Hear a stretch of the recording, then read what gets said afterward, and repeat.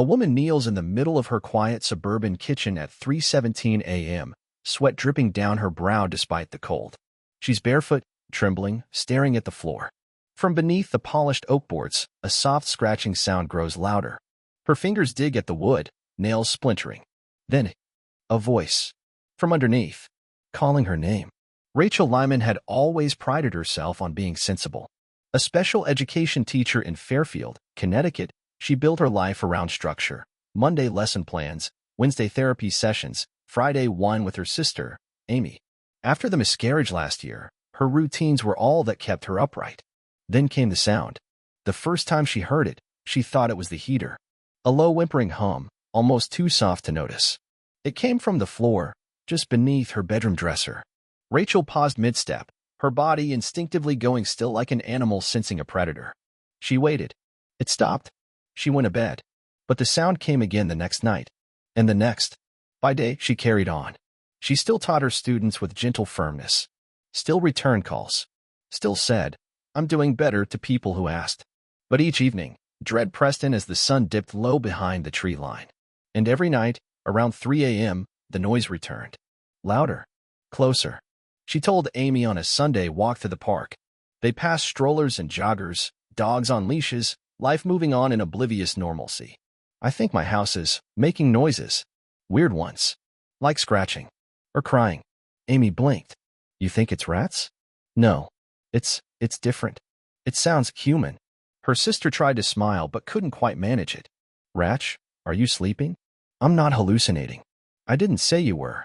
I'm just asking, are you taking your meds?" Rachel looked away, jaw clenched. "I stopped last month. They made me feel foggy." Amy sighed. "Rachel, this could be grief. Or sleep paralysis. Or—" "I'm awake, Amy. And I know what I heard." Amy's expression softened. "Then maybe you should record it." That night, Rachel set her phone on voice memo and placed it by the baseboard. She barely slept, jolting upright at every creak. The sound came again, soft, like a child breathing in pain. In the morning, she played the recording. Silence. No scratches. No cries. Just her breathing, rustling sheets, the buzz of electricity. She stood in the doorway, staring at the floor where she knew the noise had come from. She couldn't stop shaking. Later that week, Rachel asked her neighbor, Mrs. Callahan, an elderly woman with 2 cats and a scowl that never faded, if she'd heard anything strange at night. The woman narrowed her eyes. "Strange how?" "Like noises. From the walls. Or under the floor. Like someone was stuck." Mrs. Callahan went pale. She didn't answer. She just closed the door. That night, the sound returned at 3:12 a.m. But this time, it said her name. Rachel. Whispered. Groaned. Like vocal cords torn from rust. Rachel screamed and flipped the light on. The sound was gone. She didn't sleep. The next morning, her eyes bloodshot, she tore up the rug in her bedroom. Then she got a crowbar. By noon, 3 floorboards were missing. Beneath them was nothing but dirt. And a small, broken child's toy, half buried, crusted in soil. A blue plastic recorder. Rachel picked it up with shaking fingers. She blew into it. It played a single, high-pitched note. Just one. And from the walls, again, came her name. Rachel took the recorder to her kitchen table and stared at it for a long time. It was small and cheap, the kind of toy you'd find at a dollar store. The plastic was chipped, the mouthpiece worn. She tried to remember if it might have belonged to one of her students, if maybe she'd brought it home by accident. But she hadn't taught in 2 weeks. She called in sick after the second sleepless night. Principal Gerstein had been kind but firm, said maybe it was time to consider a leave of absence. Rachel didn't argue. She hadn't told him about the sounds yet. She wasn't ready to hear what he might suggest. She set her phone to record again that night, this time placing it right beside the open floorboards. The sound returned. Low. Breathy. Uneven. Rachel. She stared into the black dirt, her body locked in fear, her skin cold with sweat. She didn't respond. But then something new, something worse. The voice continued. "Mama." The word hit her like a brick. She stumbled back, hitting her dresser, her breath short and sharp. "Mama." The voice was faint, like someone calling from far beneath the earth. The tone was childlike, broken, cracked with tears. Rachel dropped to her knees, heart thudding. "Who are you?" She whispered into the hole. "What do you want?" Silence. She waited, trembling. Nothing. She barely moved for hours. The next day, she listened to the recording, dread in her throat. Nothing. No voice. Not even the scratching. Only her own questions, sounding unhinged in the empty room. But as she replayed it, a terrible realization crept in. The sound she thought was her whisper didn't sound like her. She played the clip again. Then again. The voice asking, "Who are you?" It was a breath too slow. A pitch too low. The cadence was wrong. It wasn't her voice. Rachel slammed her laptop shut and sat back, her hands shaking. Was someone playing a trick on her? Was it a neighbor? A cruel prank? Or something worse? She called Amy again. "I need to talk to someone." "You were talking to someone," Amy said, gently. "Please just come over." Rachel did. She spent the night in Amy's guest room, staring at the ceiling fan, her mind spiraling. She didn't tell Amy about the voice mimicking hers. Or the word mama. Not yet. In the morning, Amy made her pancakes like they used to have as kids. For a moment, Rachel almost felt normal. Until Amy pulled out a photo album. "Remember this?" She smiled, flipping through images from their childhood. Rachel nodded absently, a photo of their dad with the dog, their mom in the kitchen. But one photo made her freeze. It was them at the lake house in upstate New York. She was maybe 6. Amy was 4. Between them stood a little boy. He looked 3, maybe 4 years old. Blonde hair, pale skin, blue plastic recorder clutched in one hand. Rachel's breath caught. Who is that?" Amy looked confused. That's Benji. You don't remember?" Rachel stared at the photo, her heart pounding in her ears. "Who is Benji?" she asked, voice flat. Amy's face twisted in confusion, then concern. "Rachel, he was our brother." Rachel couldn't speak. She didn't remember ever having a brother. But in the photo, her hand was holding his. Tightly. The photograph wouldn't leave her mind. The child, Benji, was nestled between her and Amy, his recorder in hand, his smile uneven like he didn't know how to pose. Rachel drove home in a daze, the picture burned behind her eyes. She called her mother. It went a voicemail. Then she called again. Finally, her mother answered. Her voice was groggy, irritated. "Rachel? It's barely 7 a.m. Rachel didn't wait. "Why don't I remember Benji?" There was a pause. Not silence, breath, movement, the sound of a hand covering the phone, but no words. "Mom?" Rachel snapped. "Did I have a brother?" Her mother's voice returned, thinner now. "You need to rest, honey. Did I have a brother?" Yes or no. A long silence. Then, "You're not well right now. Call Dr. Hart," he said. Rachel hung up. She stared at the floorboards in her bedroom. The open space looked darker now. Not just the dirt, the air itself. Thick, wrong. That night, she didn't sleep. She sat on the floor with the recorder in her lap and whispered, "Benji, if that's you, say something." The silence pressed in. Then, from beneath the floorboards. "Why did you let me drown?" Rachel recoiled, choking on a gasp. "No," she said aloud. "No, that never happened." But the voice came again. Slower this time. More broken. "You pushed me." "No. You said it was a game." She shook her head violently, standing up. "That didn't happen. I don't remember any of this." She stumbled backward, knocking over a lamp. The crash echoed down the hall. She fell to her knees, hands in her hair, rocking. I never had a brother." But deep inside her, something shifted. A flicker. A memory. Sunlight on water. Pine needles under bare feet. Laughter. And something colder. A scream. Cut short. She saw a ripple in the lake. Then nothing. Rachel vomited in the hallway. The next morning, she called Amy. "I think something happened to him." Amy was quiet. "Rachel, we never talk about it. We were kids. You forgot, and Mom said it was better that way." Rachel clutched the phone tighter. "What happened?" Amy's voice wavered. "He drowned. At the lake. You were there. You found him. You were the one who screamed. You were catatonic for days after. You don't remember?" Rachel whispered, "No." Amy was crying now. "They told you it was an accident. That it wasn't your fault. You were only 6. Rachel hung up without saying goodbye. She walked to her room. The air felt charged. She whispered, "I didn't push you." The voice came again, closer than before. "I remember your hand on my back." Rachel screamed. The floor creaked beneath her. Not a settling house. A shift. Like something moving beneath. Rachel stayed at a motel that night, A grim little place off I-95 with flickering lights in the sour scent of mildew. She didn't sleep. She left the recorder on again, propped up beside the stained nightstand, but there was nothing on playback except static and the hum of the air conditioner. The voice never came outside her house. Only in there. The next day, she drove to the lake house. It had been sold years ago, after her father died. But she remembered the winding drive upstate, the pine trees clustered like centuries, the cracked gravel road that always scraped the undercarriage. The house was still there, white paint peeling, deck warped, windows lifeless. She parked across the street and walked slowly toward the gate. A for sale sign hung crooked on the fence. The lake beyond was still. Beautiful. Deceptive. The closer she got, the more the memories clawed back. Not full scenes, just flashes. Fingers trailing in cold water. The recorder's high-pitched squeal. A laugh. A splash. Silence. She stepped through the fence and wandered down to the dock. It creaked beneath her weight, moaning like something ancient. She knelt and touched the edge of the water. And then she remembered. Not the whole day. Just one moment. Benji. Crying. Standing at the edge. Her voice, sharper than she expected, saying, "No, you can't come with us if you don't listen." Benji reaching out. Her hand on his shoulder. Pushing? No, guiding. Or. The next part was water. Thrashing. Screaming. Then, nothing. She stumbled back from the edge, her knees shaking. A truck rumbled up the road behind her. A real estate agent stepped out, clipboard in hand. Rachel approached him, fast. "Did you know the family who lived here? The ones who owned this house in the early 2000s. He shook his head. "No, sorry. I just got the listing last week.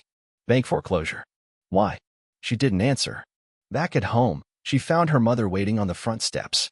Her face was worn, haunted. "We need to talk," her mother said, voice thin. Rachel let her in. They sat at the kitchen table, the one that used to hold birthday cakes and coloring books. Her mother looked at the missing floorboards. "You remember him now?" Rachel nodded slowly. Her mother's eyes filled. "It wasn't your fault." Rachel didn't answer. Her mother's hands trembled. "The doctors said it was dissociation. You saw him go under. You were in shock. Your brain, it broke the memory off. Buried it." Rachel's voice was hollow. "He says I pushed him." Her mother went still. "He says I said it was a game. And I pushed him." "That's not true." "How do you know?" "Because I saw you after. You didn't leave his side. You wouldn't eat. You screamed in your sleep for months. You loved him." Rachel swallowed hard. "I don't remember loving him." Her mother reached for her hand, but she pulled away. That night, Rachel sat by the hole in the floor again. Recorder in her lap. "Benji," she whispered, "I remember you now. I remember the lake." A pause. Then a whisper. "Do you remember what you did?" Her voice cracked. "I don't know what I did." From beneath the floor, a scraping sound began. Then a thud. Then, unmistakably, something knocking. From inside the earth. 3 slow knocks. As if on a coffin lid. The knocking didn't stop. Rachel froze, crouched over the open floor, her breath shallow and sharp. Her ears rang in the silence between the thuds. Each one came slowly, deliberately, like punctuation marks in a story she was only beginning to read. She scrambled back, crawling on hands and knees out of the room, heart pounding so hard it made her vision tilt. When she reached the hallway, she slammed the door shut behind her. The knocking ceased. She didn't sleep that night. Just sat in the living room with every light on, staring at the hallway like it might spit something out. She tried turning on the TV, but the voices made her skin crawl. She turned it off. Her phone buzzed in the morning. A message from Amy. "Call me. Something's wrong with Mom." Rachel's fingers trembled as she dialed. Amy picked up on the first ring. "She's not making sense," Amy said, voice tight. "She keeps saying things like, 'He's not resting,' and Rachel opened it. I think she's slipping." Rachel said nothing. Just listened to her own breath rattling through the receiver. Amy sighed. "Come over. Please." Rachel arrived 20 minutes later. Their mother was sitting on the couch in her robe, her eyes glassy and wide. "I told you," she whispered when Rachel entered. "I told you not to dig." Amy hovered, arms crossed. "She's been like this all night." Rachel knelt in front of her mother. "What do you mean, not to dig? What did you do?" Their mother blinked slowly. "Your father, he couldn't bear it. After Benji died. He didn't want the press, the neighbors talking. He said the story would ruin us. So when you forgot." Her voice broke. "He told me to let it be." Rachel felt her stomach twist. "Let what be?" Her mother looked her in the eye. You didn't push him. Rachel blinked. You pulled him out. You screamed. But it was too late. The EMTs couldn't bring him back. She swallowed hard. But you blamed yourself. You said you should have watched him. That if you hadn't been playing near the deep end. Rachel shook her head slowly, voice brittle. No. The voice, it said I pushed him. Her mother's eyes filled with tears. That voice isn't him. Rachel stared. What? Her mother leaned closer. That's not Benji. Rachel backed away. She left Amy's house without another word, her heart a nest of knives. That night, she returned to the open floor and spoke into the hole again. I didn't push you. I tried to help. I remember now. There was no response. Only silence. Then, the faint sound of laughter. Not a child's laugh. A man's. Low. Cruel. Familiar. Rachel froze. Daddy? She whispered. No answer. The air beneath the house shifted. The voice came again. Deeper now. Do you want to remember what really happened?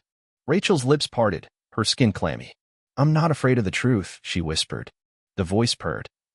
You should be. Then came the scream. Short. Wet. Guttural. Rachel's. Except she hadn't screamed. She was still silent, frozen in place. But the sound echoed from her own phone. The recorder. It had started playing back. And what it played was her death. Rachel stared at the phone as the sound of her own scream echoed through the room, raw, blood-chilling, final. But she hadn't made that sound. She was still crouched in silence, her breath caught in her throat. The recording ended with a hiss of static. Then nothing. The phone shut off by itself. Rachel threw it across the room. It hit the wall and shattered. She didn't pick it up. For the next hour, she sat still, numb, her thoughts like shattered glass. Images flickered and fragmented. The recorder, the lake, Benji's tiny fingers slipping under the water. Her father's voice. Her mother's face, pale with lies. She realized, suddenly, that she hadn't seen a photo of Benji in over a decade. None in the house. None at Amy's. Only that one in the album, and now that she thought about it. She hadn't touched that album. Amy had brought it out. Her hands trembling, Rachel drove to her sister's house. Amy opened the door, looking tired, drawn. Is she okay? Rachel asked. Amy nodded. Sleeping. Finally. I need the photo. The one of us and Benji. Amy frowned. Ratch, that's not. Where is it? Amy stepped aside. Rachel stormed to the bookshelf, yanked the album out, flipped through the pages. It wasn't there. Not just the photo, the entire page was gone. She turned to her sister, her voice shaking. What did you do with it? Amy's eyes glistened. You weren't supposed to remember? Rachel froze. Amy stepped closer. You were doing better. You had your job. Your routines. We promised we wouldn't reopen it. We. Mom. Me. Even Dr. Hart. You blocked it out when you were a kid. We didn't want to re-traumatize you. Rachel backed away. You said he drowned. You said it was an accident. It was. Then why's he screaming through my floor? Amy paled. What? You heard me. Amy was quiet for a moment. Then she whispered, did he start talking to you after you took up the floorboards? Rachel's heart dropped. Yes. Amy nodded, almost to herself. You opened it, she said softly. Open what? But Amy didn't answer. That night, Rachel went back home, her nerves frayed to threads. She stood over the hole in the floor and stared into the black. She whispered, Benji, if you're real, if this is really you. Silence. Then a slow breath. But it wasn't from beneath the floor. It was behind her. Rachel spun around. Standing in the doorway was a figure. A little boy. Wet. Mud-caked. Recorder in his hand. He opened his mouth. But the voice that came out wasn't a child's. It was her father's. You were the one who found him. Rachel fell to her knees, her vision spinning. The boy stepped closer. You saw everything. Rachel whispered, saw what? The boy knelt beside her. His eyes were black with rot. He whispered, you saw what he did. Then he placed the recorder in her hand. Pressed play. And Rachel remembered everything. The recorder clicked. Static filled the room. Rachel wanted to run. Wanted to close her eyes, cover her ears, scream. But her body was locked in place, every cell seized in dread. Then the audio began. It was summer. Birds chirped. Water lapped at the shore. And voices. Young. Playful. Rachel's voice, age 6, teasing. Benji, don't go in yet. Wait for me. Benji giggling, recorder squealing in his hands. Then footsteps. Another voice joined the mix. Low. Firm. Familiar. Her father. "Benji," he said, not warmly. "Come here." Rachel's blood ran cold. The recorder captured the sound of small feet padding toward the man. "Do you want to be a big boy?" her father asked, almost sweetly. Benji laughed again. Then something changed. His voice faltered. "I want mommy." A silence. Then a splash. No scream. Just water. And her father's voice, murmuring low. "No more crying." Rachel screamed and dropped the recorder. It kept playing. Her own younger voice came next. "Daddy, where's Benji?" Another silence. Then his reply flat. "Cold. He went swimming." Rachel backed against the wall, her mouth open in a silent cry. It hadn't been her fault. It hadn't even been an accident. Her father killed him and made her forget. Rachel remembered the aftermath now, her own hysteria, the shaking, the doctor visits. How her father insisted on silence. How he told the story to everyone. Benji slipped away. Rachel tried to save him. But no one saw. No one could prove. And when she stopped speaking, when her memory fractured, they let it stay broken. To protect him. To protect themselves. Rachel stared at the open floor. The toy recorder lay in the dust. The little boy, or whatever had worn his face, was gone. But his message had landed. Her mother had known. Amy had known. Even her therapist had known pieces. And they'd all helped keep the lid shut. She picked up the recorder again and stood, shaking but steady. Later that week, Rachel walked into a police station in Fairfield and asked to file a report. She told them everything. The officer's expression changed when she played the audio. She gave them the location of the lake house, the approximate date, a full statement. She didn't talk about the voice, or the knocking, or the boy with black eyes. She knew they wouldn't believe her. But they believed the tape. The investigation opened quietly. Her father had been cremated years ago. But Rachel sat with the detectives as they unearthed a small, collapsed crawlspace beneath the old lake house. And inside, a second toy. Another recorder. Crushed. Half buried. Next to it, tiny bones. They never made it public. But Rachel knew. Benji was real. He was never missing. Just silenced. Just forgotten. Until he knocked his way back. That night, Rachel stood over her floorboards once more. She whispered, "I'm sorry." The house was silent. But for the first time in weeks, she slept. And from far beneath the ground, in that dark soil where memory lives, no one answered. Because he was finally gone.